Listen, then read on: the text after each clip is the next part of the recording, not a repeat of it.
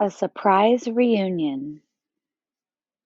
Chief Camahoit looked with intensity across the Shoshone camp.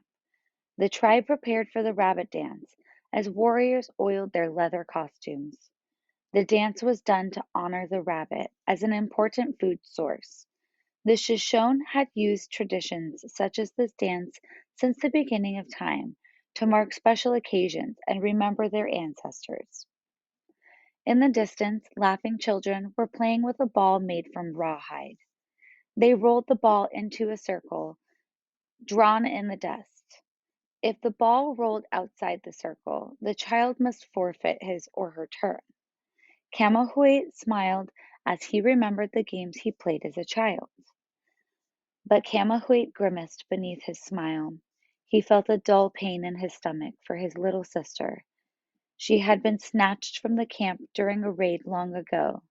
He despised those who had taken her. He closed his eyes and pictured the games they had played together. She had been scrawny and demanding and had an irritating habit of following him everywhere, he remembered. He missed her assertive manner and her constant questions. What had become of her?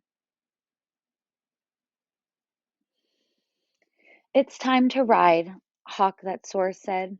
Interrupting his thoughts, Camahoit came back to reality, turned and mounted his horse. A man named Captain Lewis had approached the Shoshone days before. Camahoit knew that Lewis had come in peace, and so he welcomed him and his party. Lewis told the Shoshone his history. He explained that he was part of a company with a mission. He was to explore the land that stretched from the Missouri River to the great ocean. He then asked the chief for a favor. He explained that the rest of his party was waiting at the river with a supply boat. Lewis needed the strength and endurance of the Shoshone horses to help transport the supplies across the difficult land. In return, Lewis offered the Shoshone food and other goods. Camahoit's party arrived at the Lewis's camp. There he met Captain Clark. "Let's sit and discuss how we may help each other," said Clark.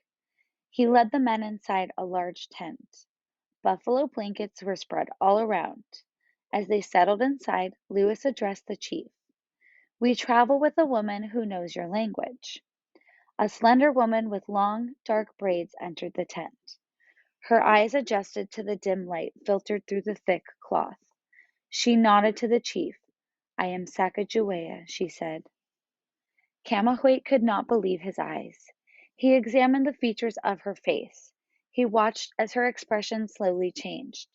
He immediately knew this was the same sweet face of his lost sister. Sacagawea quickly ran to him. Tears filled her dark eyes. The pain and sadness that Camahoit had carried over the years retreated to a forgotten place. "My brother," she cried, "is it really you? How long has it been?" Lewis and Clark were happy to have been unwitting partners in this reunion. Chief Camahoit promised them he would provide whatever help and resources they needed.